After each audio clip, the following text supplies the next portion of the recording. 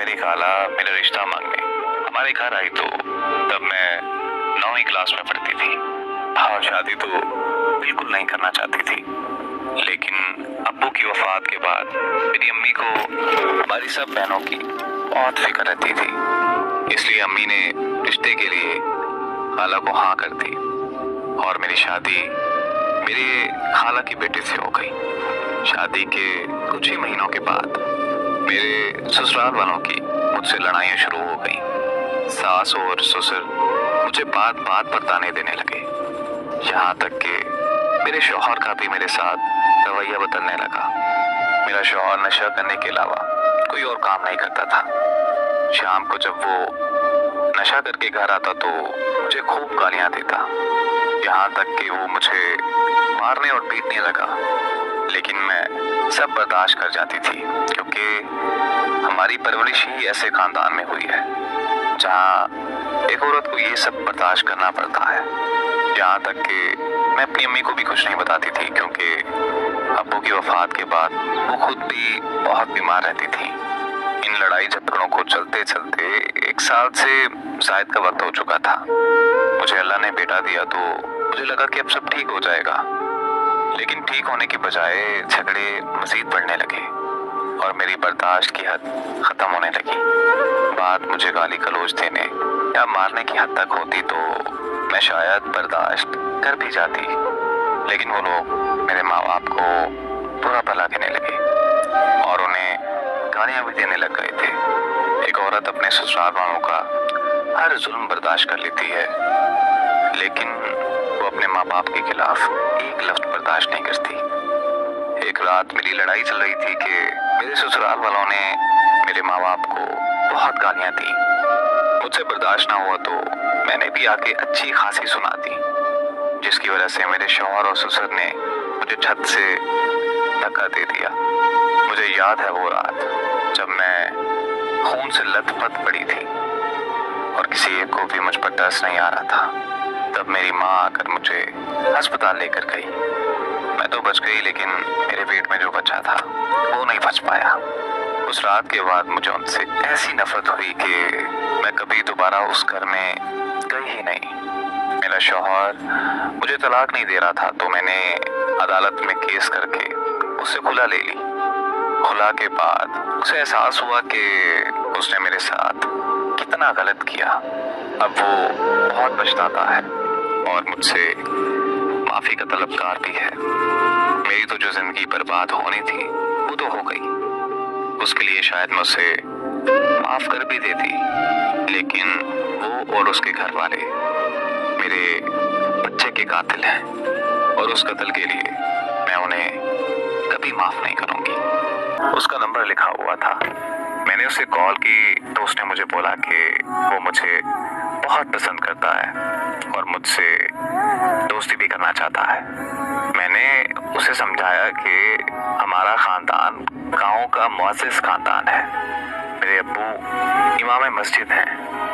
मैं इन दोस्ती और प्यार के चक्रों में नहीं पड़ना चाहती, लेकिन वो लड़का मेरी बात नहीं माना। रोज मेरा पीछा करता रहा और बार बार कॉल्स करता रहा। हर दफा मेरे इनकार से तंग आकर उस लड़के ने जानबूझकर मेरी आंखों के सामने अपना एक्सीडेंट किया। उस दिन मैं बहुत रोई। मैंने उसको कॉल की और बहुत डांटा। उसने ये कहकर कॉल बंद कर दी कि तुम अगर मुझे ना मिली तो मैं अपने आप को ख़त्म कर लूँगा। फिर अगले दिन वो मुझे नज़र नहीं आया। उसका नंबर मिलाया तो बंद जा रहा था। ऐसे ही 15 दिन गुजर चुके थे, लेकिन उसका कोई अता पता नहीं था कि आखिर वो गया तो गया कहाँ। मेरी हालत मजीद से मजीद खराब होती जा रही थी। मैं बात बात पर रोने लगी। मुझे एहसास हो गया था कि मैं भी उससे प्यार करती हूँ। मैं उसे अपनी मोहब्बत का इजहार करना चाहती थी, लेकिन वो मिल ही नहीं रहा था। फिर मुझे पता चला कि 1 हफ्ते पहले उसकी मौत हो गई है और उस मौत की वजह सिर्फ वही एक्सीडेंट था। उसके सर पर चोट आई थी। पहले तो वो बिल्कुल ठीक हो गया था, पर फिर अचानक उसकी तबीयत खराब हो गई थी। उसकी मौत की खबर ने मुझे जिंदा लाश बना दिया है। मैं उसको हर रोज याद करके बेसाख्ता रोती हूँ, तड़पती हूँ। उसका आखिरी दफा देखा चेहरा मेरी आंखों के सामने बार बार आता है और उसके कहे आखिरी अल्फाज मेरे कानों को बार बार सुनाई देते हैं। मेरी वजह से आज वो इस दुनिया में नहीं है और देखो कितनी बदबख्त हूं मैं कि मैं उसे अपनी मोहब्बत का इजहार भी नहीं कर पाई। आज मुझे पता चल गया है कि मैं दुनिया की सबसे बदनसीब लड़की हूँ।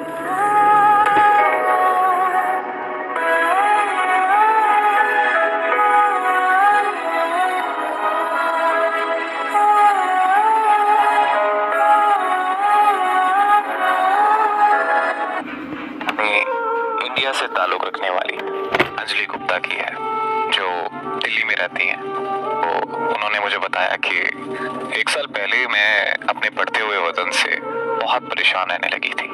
तब जो भी फैमिली मेरा रिश्ता देखने के लिए आती थी वो मेरे ज्यादा वजन की वजह से रिजेक्ट कर दिया करती थी, जिसकी वजह से मैं शदीद डिप्रेशन में रहने लगी थी। फिर मैंने सुबह सवेरे उठकर वर्जिश के लिए पार्क में जाना शुरू कर दिया। वहाँ मुझे एक बहुत ही खूबसूरत लड़का दिखाई दिया। वो बिल्कुल मेरे ख्वाबों के शहजादे जैसा था। मुझे पहली नजर में ही उससे शदीद मोहब्बत हो गई। मैं उससे बात करने का सोच ही रही थी कि वो मेरे पास आया और मुस्कुराते हुए मुझे कहने लगा कि आपको पहले कभी यहाँ नहीं देखा। मैं उस टाइम इतनी नर्वस थी कि मुझसे बात ही नहीं हो पाई। फिर वो मुस्कुराता हुआ वहां से चला गया। मैं सारा दिन सारी रात उसी के बारे में सोचती रहती थी। अगली सुबह जब मैं फिर से पार्क गई तो उसने वही सवाल पूछा। मैंने उसे हाँ कहा और फिर हमारी बातचीत होना शुरू हो गई। हम रोज पार्क में मिलने लगे और घंटों बातें करने लगे। वो वक्त मेरी जिंदगी का सबसे खूबसूरत। मैं उसे अपनी मोहब्बत का इजहार करना चाहती थी, लेकिन डर लगता था कि कहीं वो इनकार ही ना कर दे। एक दिन मैंने बहुत हिम्मत जुटाई और मैंने उसे प्रपोज कर दिया और फिर वही हुआ जिसका डर था। वो वहां से चुपचाप चला गया और दोबारा कभी मुड़कर नहीं आया। मैं रोज घंटों पार्क में बैठी उसका इंतजार करने लगी। मैंने आसपास के लोगों से भी पता किया, लेकिन वो कहीं नहीं मिला। मैं दिन ब दिन उसके इंतजार में सहनी बीमार होने लगी और मैं इस हद तक डिप्रेशन में चली गई कि मुझे पिंक अटैक होने लगा। तब मुझे मेरे घर वाले एक साइकियाट्रिस्ट के पास लेके गए और मुझे एंटी डिप्रेशन दवाइयां देने लगे। जब मुझे मेडिसिन से कोई फर्क नहीं पड़ा तो एक साइकियाट्रिस्ट ने मुझे कुछ ऐसा बताया जो मेरे लिए तस्लीम करना नामुमकिन था। उसने मुझे बताया कि तुम डेल्जन डिसऑर्डर नामी एक दिमागी बीमारी में मुब्तला हो। इस बीमारी में इंसान किसी ऐसे शख्स से मोहब्बत करने लगता है जो हकीकत में होता ही नहीं है, बल्कि सिर्फ उस नाम का वहम होता है। और तुम्हारे साथ भी कुछ ऐसा